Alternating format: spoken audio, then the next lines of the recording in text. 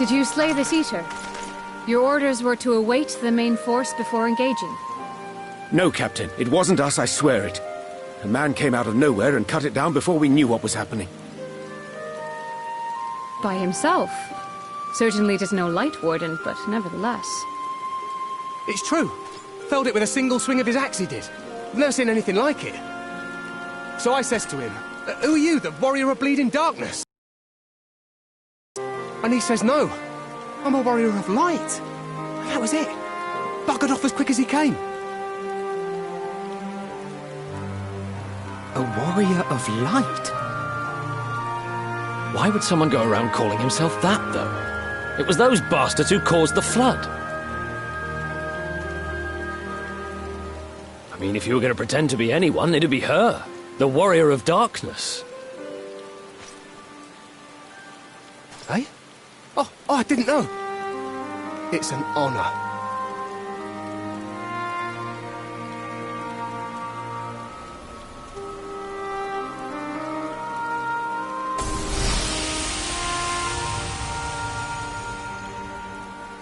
Since the Eater is no longer a threat, our work here is done. Return to your posts.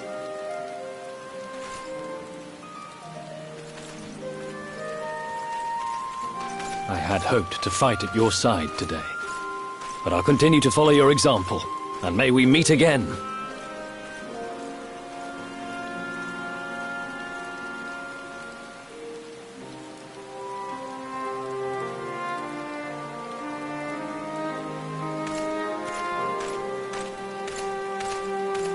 I apologize for the wasted journey. It seems I overestimated the threat. As for this warrior of light, I do not know who would be brazen enough to take that mantle for his own. Whatever it may once have meant, it is forever tainted by the association with the Flood. The Exarch told me the truth of Ardbert and his comrades' deeds, and I am aware they played some part in your own triumph. But to most, they are synonymous with the calamity that befell this world. Still, if this man is minded to destroy Sin-Eaters, I may forgive him his unfortunate choice of alias. But that is neither here nor there. I thank you for accompanying me. With that concluded, shall we return to the Crystarium? There is a proposal I should like to make.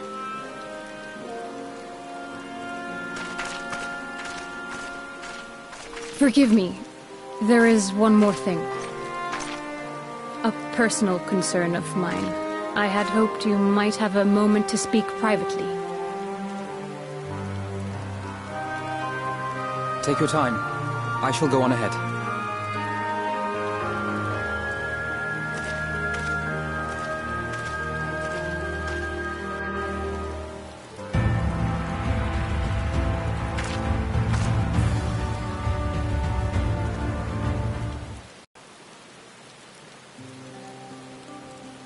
I will not mince words.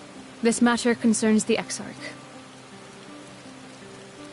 Though his countenance belies his age, his demeanor never has.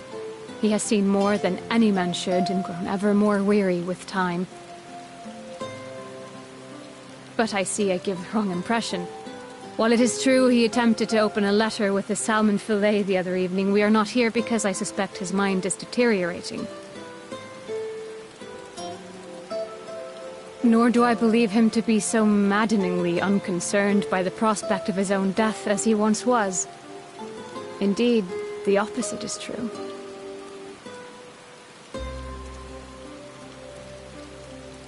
It is for this reason that I seek your advice. Since he returned from the Tempest, the Exarch is not as he was. He seems a different man. A younger man. I know not the details of his research, but when I saw him at work recently, there was a glint in his eye that I had never seen before. He looked happy. It was as if he had peered into the future and for the first time found joy there.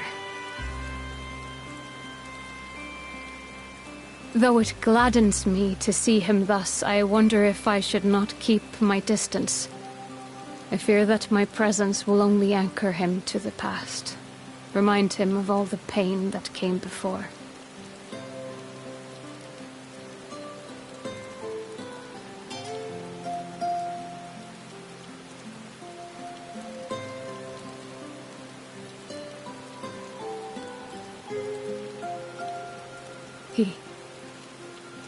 Are you sure? Then perhaps we might remain as we were. As we have always been. What a relief.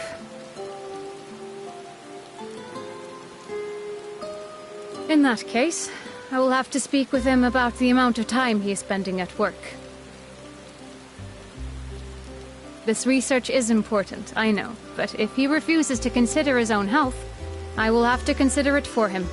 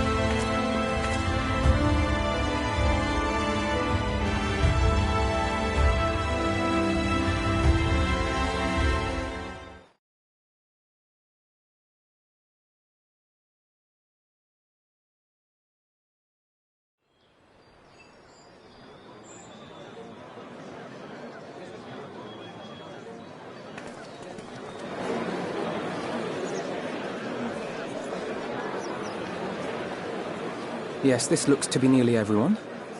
Let us begin, shall we? Though I am usually the first to hold forth at such events, I think on this occasion that honor should fall to you. They would be more inclined to take the word of the Warrior of Darkness. Indeed. In light of the subject matter, who better than thee to speak these truths?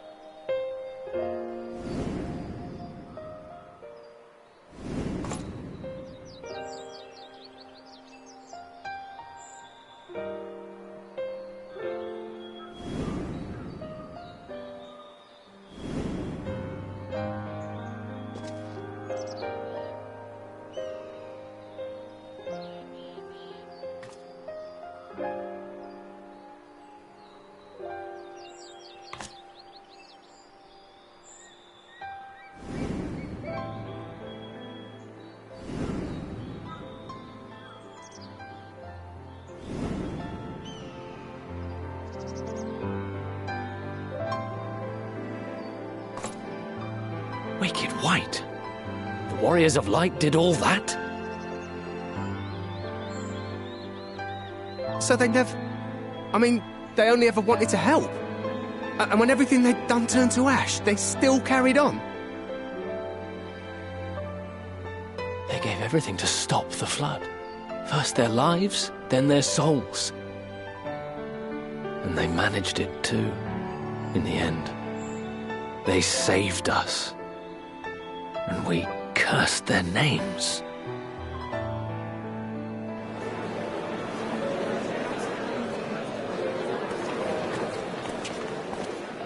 This should go a long way towards clearing the air.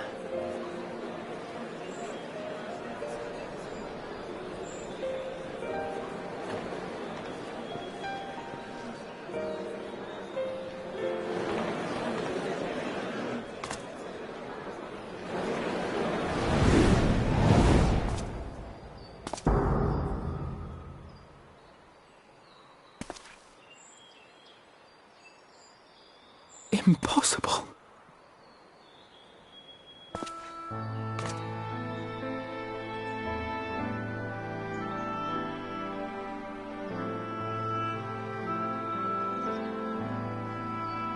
I definitely see something. You don't think it's a ghost, do you? Nay. Yonder standeth no bloodless apparition, but a warrior of light and darkness both. Ardbert. What in the world?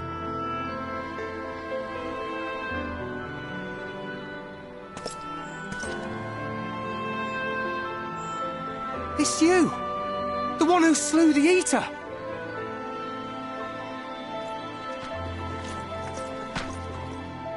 That it should be the Warrior of Darkness who brought the truth to light. You've saved me a fair bit of time, though I have a few words of my own to say, if I may.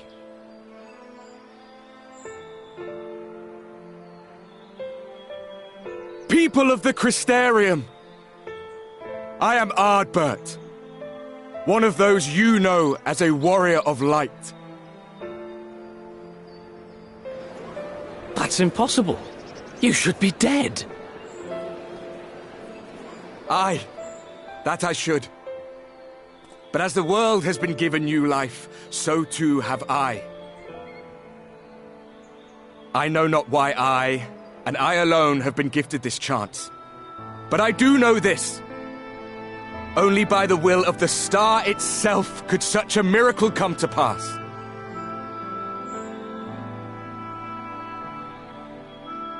The hero who stands before you now, the Warrior of Darkness, is not of this world. And the day will come when she must return to her home.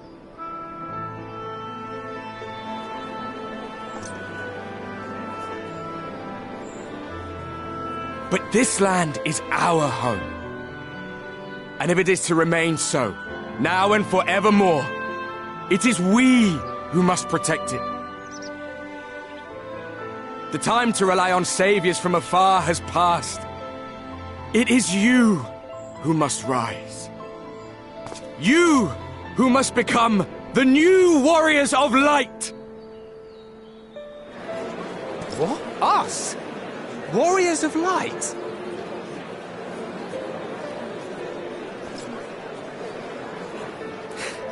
None of us were born heroes, my friend. I was only ever a man with a thirst for adventure. But wherever my journeys took me, I was invariably confronted with the same choice. To lend what aid I could to those in need, or not. And I always chose the former. Any one of you could do the same. All you need is the will to help your fellow man, and the resolve to see it through.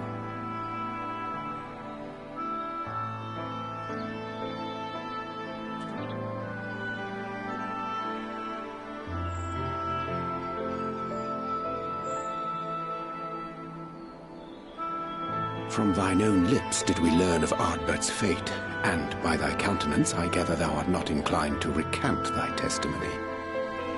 Yet whosoever this man may be, his words hold truth and resonate with the citizenry besides. For us to voice our doubts here and now would serve but to sow disquiet. 'Twere better we retired unto the ocular and there discuss this matter in private. Go. I will stay here and watch.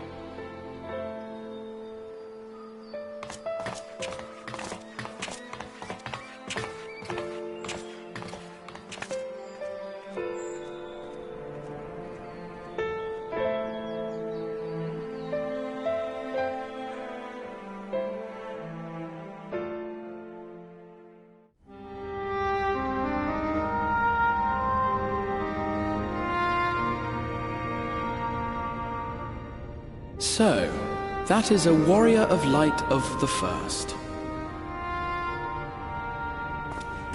I've not had the pleasure of making his acquaintance, but as you all seem to be in agreement, I gather this is no simple case of mistaken identity.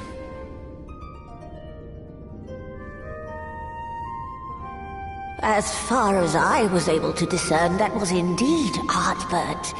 It has been a long time, but not that long. Could he truly have been resurrected as he claims?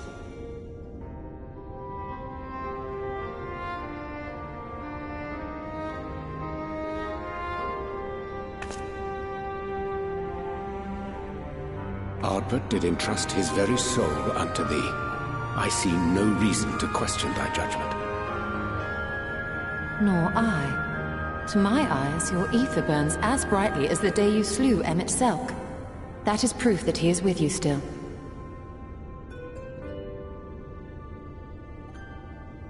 Yet that which standeth now before the people is far more than a passing imitation.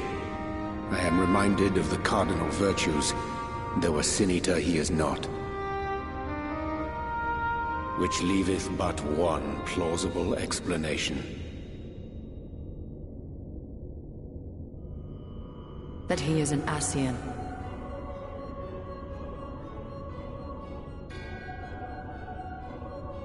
Given their fondness for posthumous possession, I would have to agree.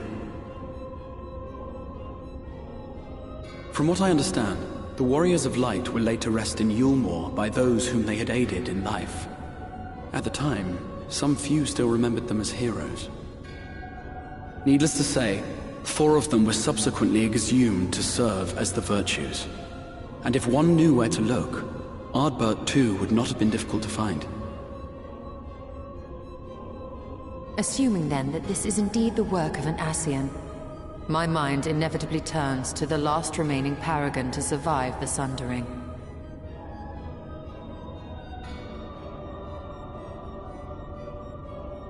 Elidibus.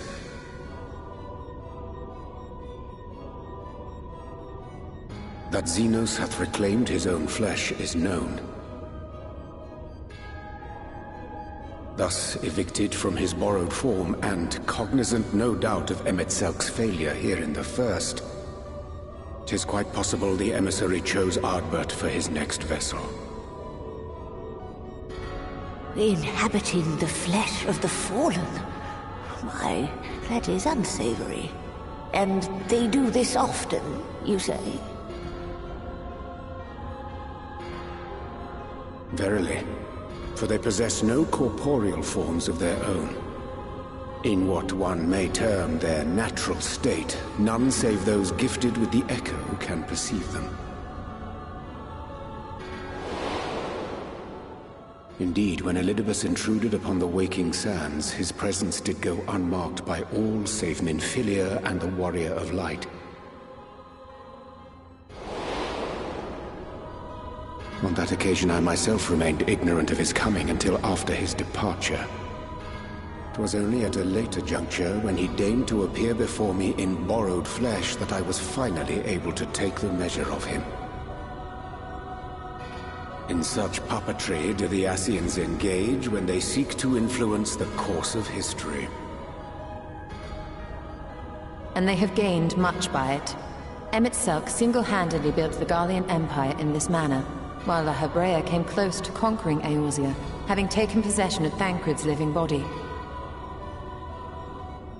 Yet it must needs be noted that the Ascians cannot avail themselves of all mortal vessels. For were they able to do so, none would serve as a better pawn than our own redoubtable champion. Mayhap the blessing of light shieldeth Hydaelyn's chosen from Ascian influence. Or mayhap other forces are at work. We cannot say for certain. Whatever the reason, I hope it holds true. I dare not contemplate what might come to pass otherwise. Is it not peculiar, then, that Ardbert's mortal remains should be susceptible, given that he was once a warrior of light?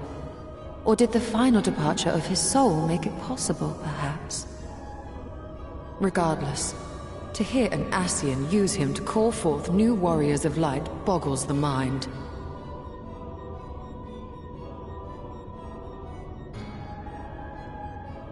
Elidibus hath ever been an enigma, his ostensible purpose being to preserve the balance between light and dark. When he made overtures towards me, however, I was afforded a glimpse behind the mask of the self-appointed emissary. I shall not defend mine actions, undertaken in pursuit of a better understanding of our foe as either wise or prudent. Nevertheless, what little I did glean may now prove useful. Elidibus possesseth a subtle mind, practiced in the art of manipulation. That he coaxed this star's most valiant heroes as far as the source with naught save half-truths is no trifling feat. And now I believe he doth employ his skills once more to some as yet unknown end. Though naught is certain, should my suspicions prove true, we shall have need of all our wits if we are to uncover and thereafter thwart his plot. Agreed. 'Tis plain that simply speaking out against him will not avail us. At best, it would only serve to confuse the people. And I would hesitate to do anything which might tarnish Ardbert's reputation once more.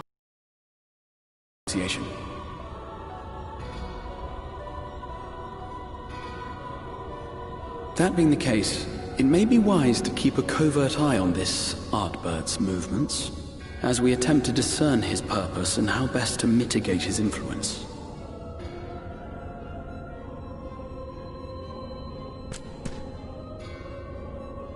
His performance appears to have concluded. What now? Go back out and follow him?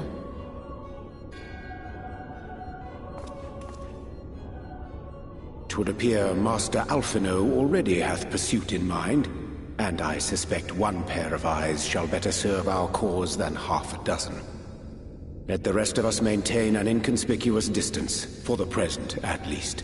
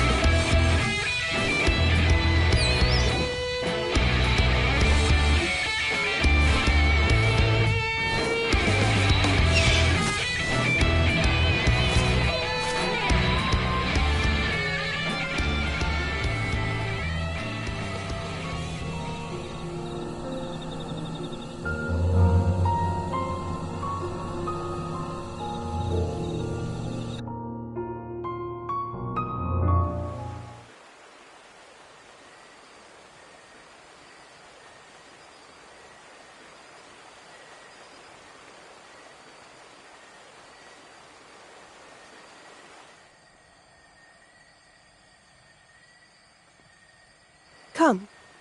Our new discoveries are to be found this way.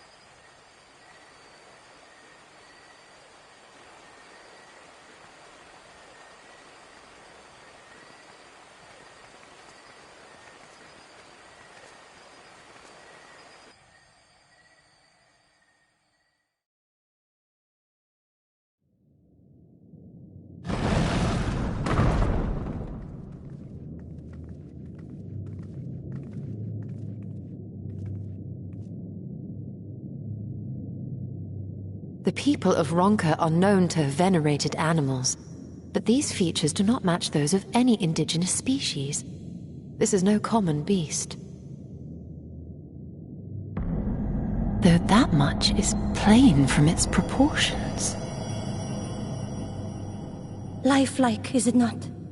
One could almost imagine it breathed.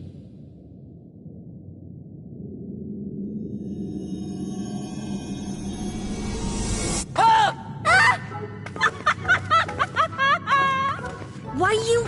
Ugh.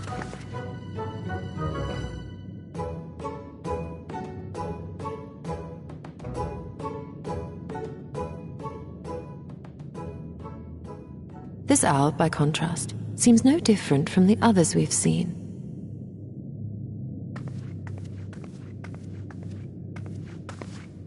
The sealed door lies ahead.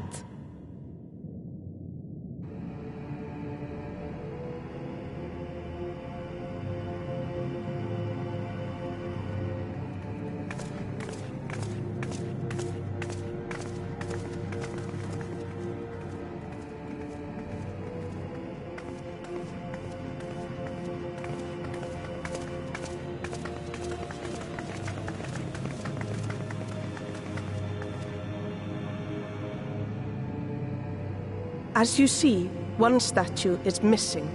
I expect we are meant to replace it as before.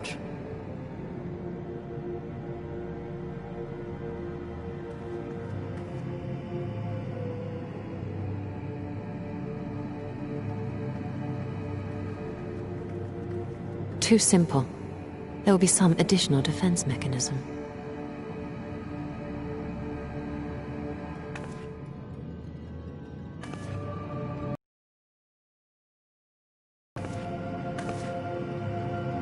Just a moment.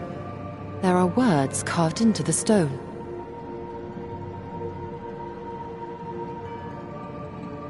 He who would disturb a hero's deserved slumber shall instead waken the beast and know his folly. Wait! Don't!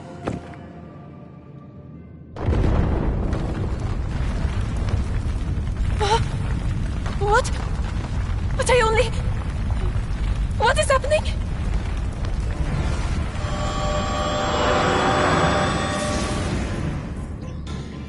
Oh no, oh no, oh no, oh no, it lives! Why am I not surprised? Prepare yourselves.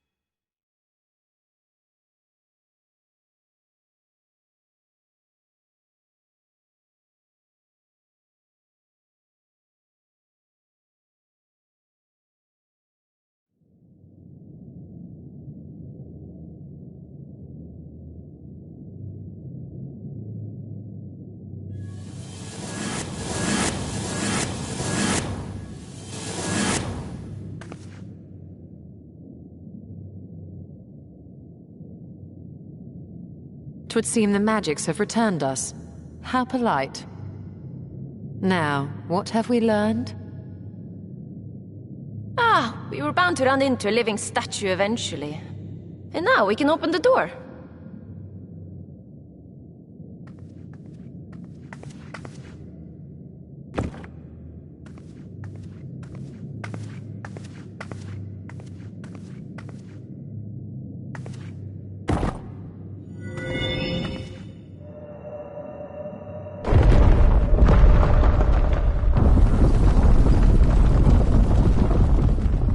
He who would disturb a hero's deserved slumber.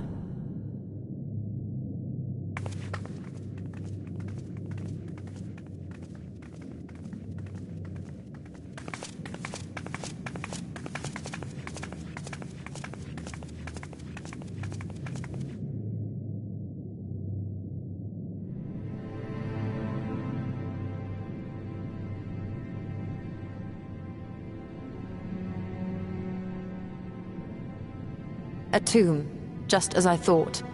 Befitting a hero.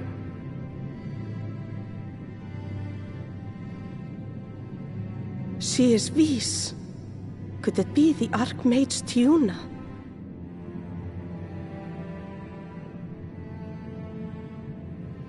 A legendary hero of Ronka, as you surmised. The tales tell of how she smote entire armies with a single incantation. So potent was her spellcraft, though she ever fought in the name of peace. I thought them no more than tales. To think she really existed. Well, I for one always believed.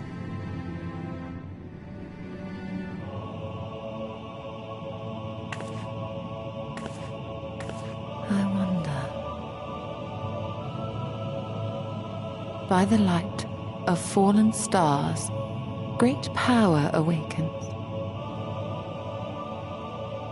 Tiuna was not only a master of spellcraft.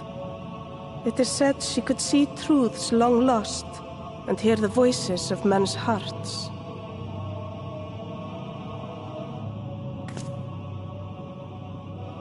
Naught less than the echo. In which case, none of this is mere coincidence.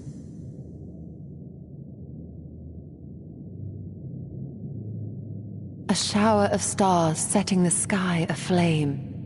And in both this world and the Source, we find individuals within whom a mysterious power awakened at the sight. We can never unpick the why of it. Now, however, I believe we might. Does the scene depicted here not resemble the one we saw when we first ventured into the Katana Ravel? Moreover, does it not recall that which Emet-Selch invited us to witness in Amarot?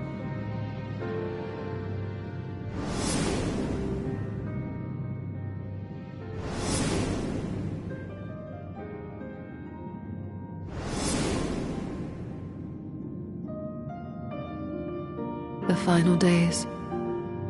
If, as the XIV's research suggests, soul and mind share a fragile yet profound bond, might it not be possible for an event to leave such a deep imprint upon the soul that it could be perceived eons later, given a suitable trigger?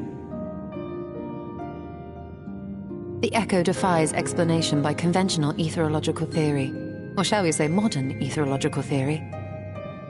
But if it is a power that once belonged to the ancients, to souls yet undivided,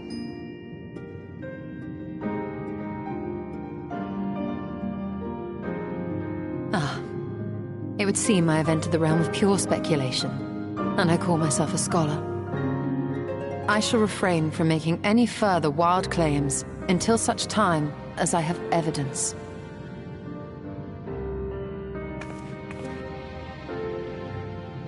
Still, I cannot choose but be reminded of our experience in Amarot.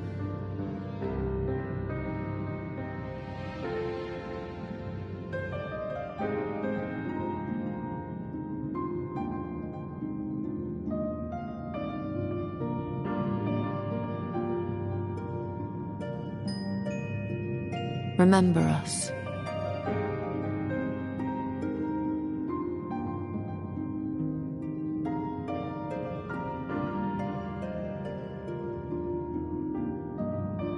History is learned, not lived. We have always protected the tales of Ronka, just as we have protected this place. But we are mindful of what our mothers taught us. We see the past through our own eyes and speak of it with our own words. Thus do we come to understand it in our own way. But this is not the same as remembering. Your mothers were wise. Though we witnessed the final days, our impressions cannot fail to be colored by our own experiences and expectations. Those who lived through it would have perceived the event quite differently. We must bear in mind that it is no simple matter to keep the truth alive, or it will die with Emmett Selk and his kin.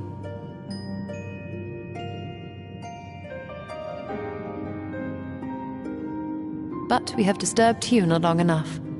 Fanau will serve similarly well as a venue for our contemplations.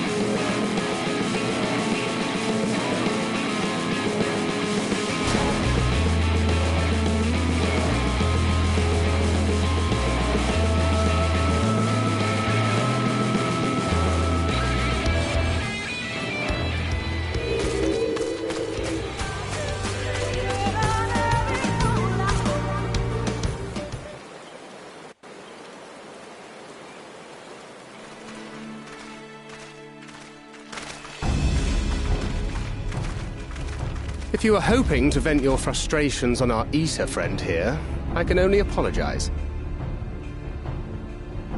Few as they are now, it took us no time at all to track it down. That suits our purpose perfectly. Now we need only wait for Ardbert to arrive. Weren't you two meant to be attending to the empty? We were, and are, but we can hardly ignore the rest of the world. So we thought we might see how things were coming along. From what we can gather, the answer is strangely. Right now, we think we can do more good here. It is heartening to have all present. Indeed. We will be glad of the additional hands should matters escalate. Our quarry has come.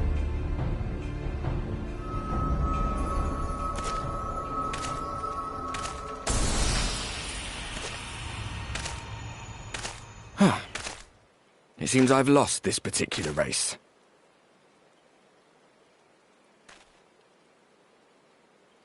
Although I suppose it's only fair. When we first met, it was I who outpaced you. Ravana, was it?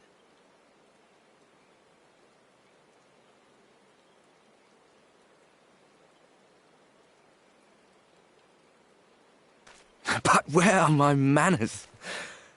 I wouldn't be here were it not for you, and I have yet to say a word of thanks.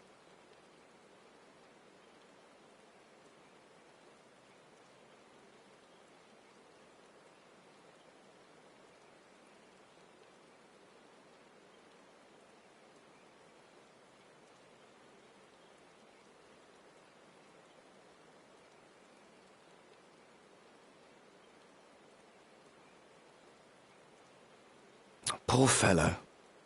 He will be sorely missed.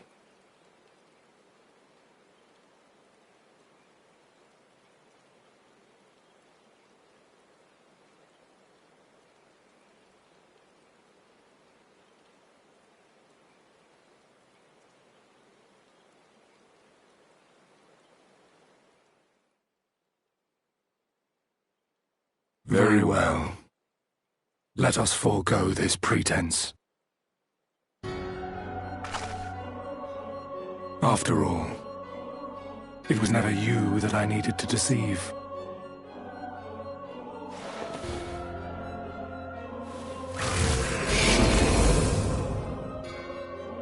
Yes, it is I, Elizabeth.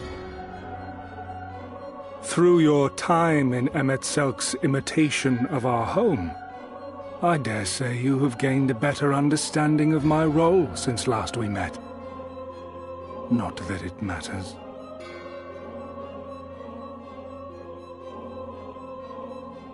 We understand your role, emissary, but not your goal. What is it that you seek to achieve? I seek to enact the will of the Convocation, of course. If it helps you to think of me as but another Ascian, no different in nature or purpose from the rest, you are welcome to do so. Once, I would have said your goal was destruction alone. Now I understand that you fight for something you love, just as we do. Yet though we seem doomed to clash, I bid you consider Emet-Selk's final words. Remember that we once lived, he said. Had he not seen some glimmer of hope in our kind, I do not believe he would have spoken thus.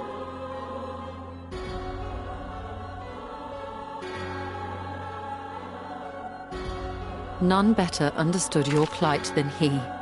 His words must surely be worthy of your consideration.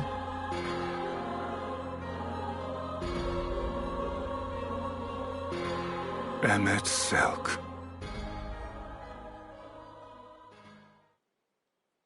How very unlike you to err so gravely. That one should stray at the end of so onerous a path is understandable. but I had thought you above such weakness. Thought the same. Would that I had been present to offer correction. But I shall do so now, as is my duty, and return all to its proper course. As for you, look at yourselves. Look at your history. Look back 100 short years to how your greatest warriors were undone. And now, at but a word from me, you raise your hands in answer like the puppets you are. Naught has changed. You fail, and you fail, and you learn nothing. Allow that which is most important to slip through your fumbling fingers like so many grains of sand, again and again and again, and you would remember us. You do forget yourselves.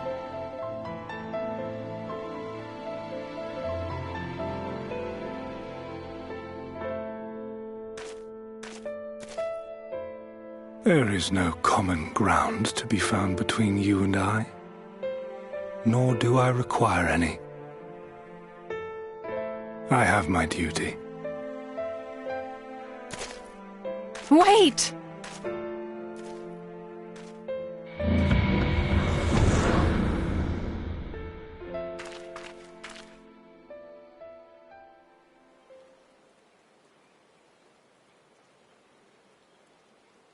Well, we have confirmed the identity of our foe at least, and 'tis safe to say his objective is the rejoining. But we still have no idea how playing the part of a warrior of light will further his cause, nor why he would spur others to do the same.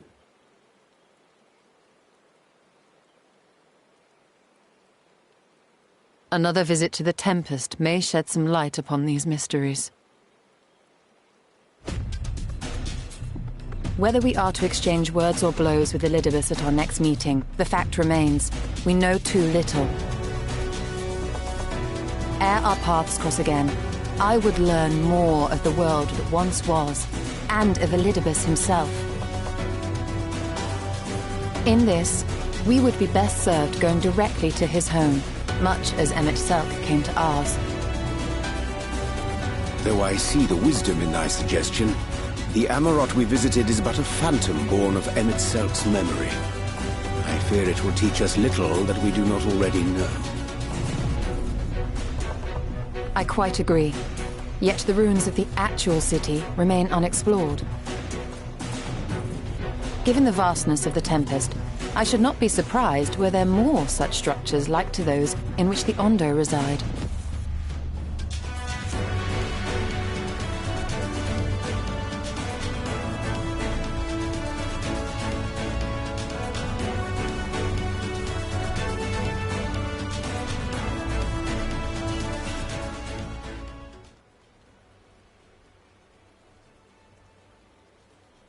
Keep that up and I'll send you to bed without supper.